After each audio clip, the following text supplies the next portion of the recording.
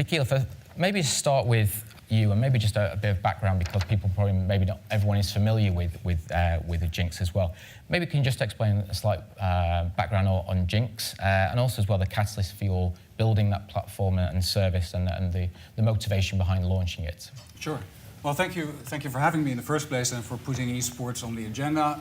It's very nice to see, even if it is precursed by an explanation of what it is. For somebody who sits in esports, obviously it's saying, you imagine if you're Andy Murray and somebody says, let me explain to you what tennis is.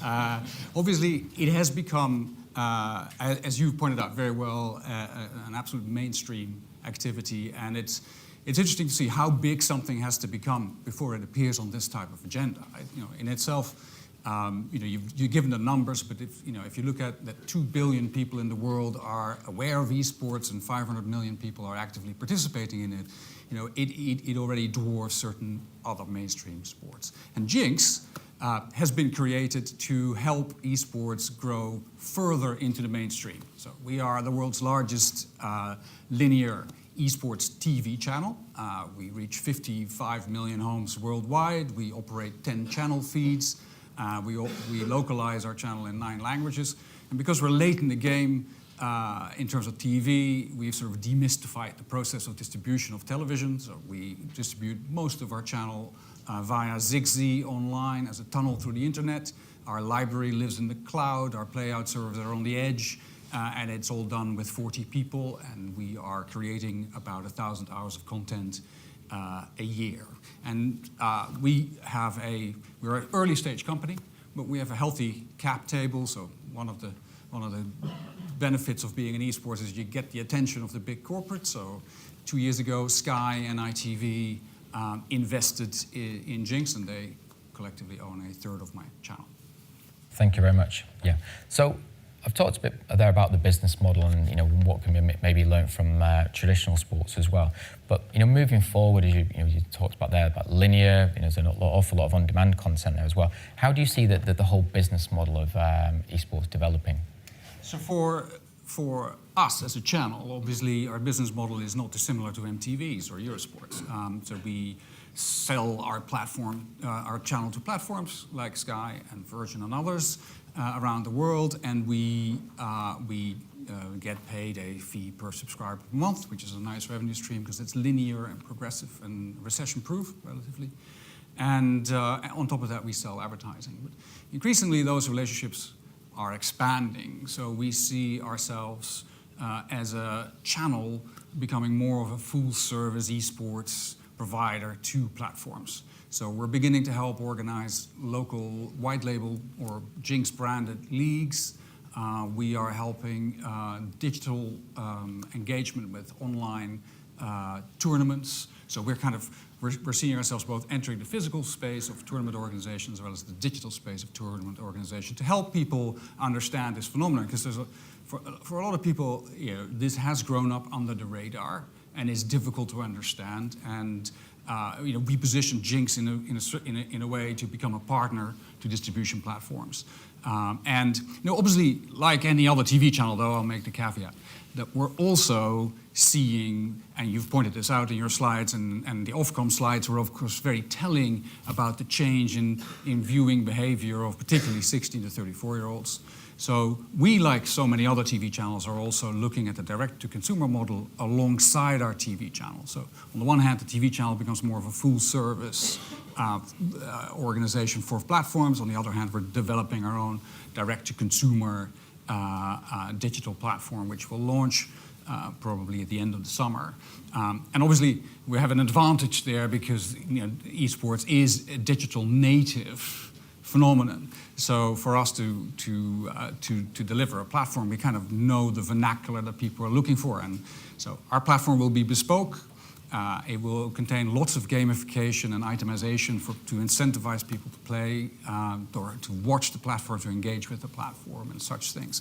So our business model is evolving like everything else. If your question was about esports as a whole, I think esports is obviously looking at television in a way with with dollar signs in its eye. On the one hand, it's dollar signs in the eye saying, here comes the riches of Premier League sums of money for.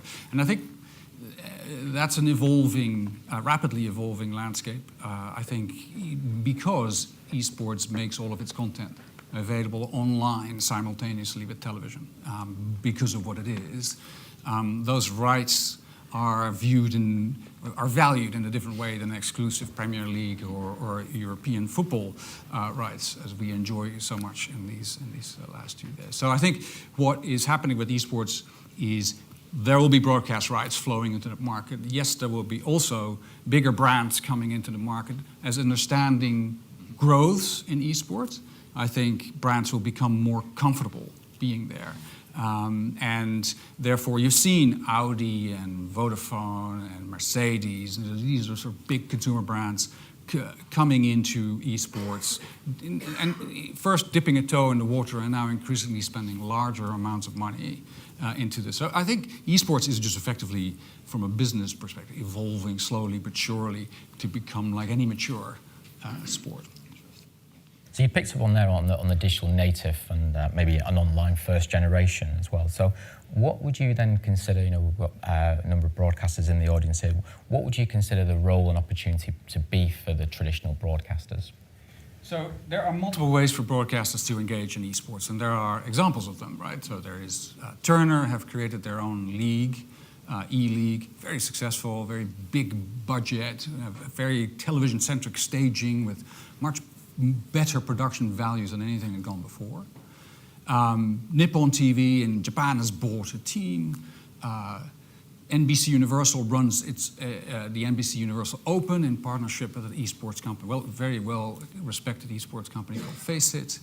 So you see different models of engagement. Sky and ITV have invested in GINX. I mean, here's another way of engaging. But I think one of the interesting, and there are people here from the production sector, is that television is very, very good at telling stories and making and focusing on the human aspect of something. And then esports and gaming in general is not about that at the moment. I mean, you highlighted Ninja. Obviously, he's a sort of poster child. He's the nearest to Messi in or should I say Ronaldo in sports. He is, there is this sort of cult of personality beginning, but I think TV knows how to work at that and make people famous and delve into the humanity of gaming, whilst that's not a natural habitat for esports. So I think television can add a lot in terms of storytelling around esports. I absolutely think that there's a value that can be brought there. And other things that television can obviously do is, there are also big shiny floor, potential for esports, particularly these sort of battle royale games where you have 100 players whittled down to one winner. You could see a phenomenal shiny floor production where this is all playing out live in front of your eyes. And I think television can just bring that sort of quality and storytelling and broadcasting to esports, and by doing so, taking esports more into the mainstream, where it needs to go, because obviously I think everybody who's a core gamer is already connected to esports. Interesting, thank you. Rory, if we can... maybe just move over to you now, if that's okay, please. I suppose you're coming at this from a very, very different angle, in terms of the actual, maybe the distribution side of it as well. So can you just maybe talk about how CenturyLink's addressing the rising esports opportunity? Sure. So Just briefly introduce CenturyLink and myself. So CenturyLink is a Tier 1 internet backbone provider with 450,000 route miles of fibre stretching over the world. My role within that context is to build the workflows, build the solutions that sit atop that for broadcasters, for OTT providers and for esports content producers as well. So I come at this particular challenge and opportunity from the perspective of starting out my career as an editor. So I was a video guy. I then joined a company which was one of the first cloud collaboration platforms for remote production and for remote collaboration and review and approval and those sorts of things running out of cloud-hosted instances. And I saw the internet was always the constraint. So there was always the challenge of latency and bandwidth, and it's no more so prevalent than in this discussion as well. So I thought I would go and try and fix the internet, and that's what I've been trying to do ever since. And it's becoming increasingly important, I think, for broadcasters and content distributors of any description. So the way we would be approaching as I said, the core challenges are bandwidth and latency. So the internet is fundamentally a platform which was not architected for television. It wasn't architected for esports. It wasn't architected for the things that we're now trying to cram into that technology. And it's so big that you can't really change it at scale. It needs to change incrementally through time. So one of the first big changes that happened on the internet was the development of content delivery networks. So that's one of the products that I manage. And that's the idea of decentralizing the big computationally expensive or serving workloads that reside at this ever-growing increase in scale. So the initial task for content delivery networks was really built around streaming. So media was the largest, weightiest, most latency-sensitive applications of the internet at the time, coming out of the 90s and into the noughties. We were starting to see probably we were having similar discussions, we were talking about esports now, then saying, I think this OTT thing might be big to a broadcast community, and sure enough, it's taken hold. Where it's actually landing within the broader sort of ecosystem of the internet is that everything is a latency-sensitive application now.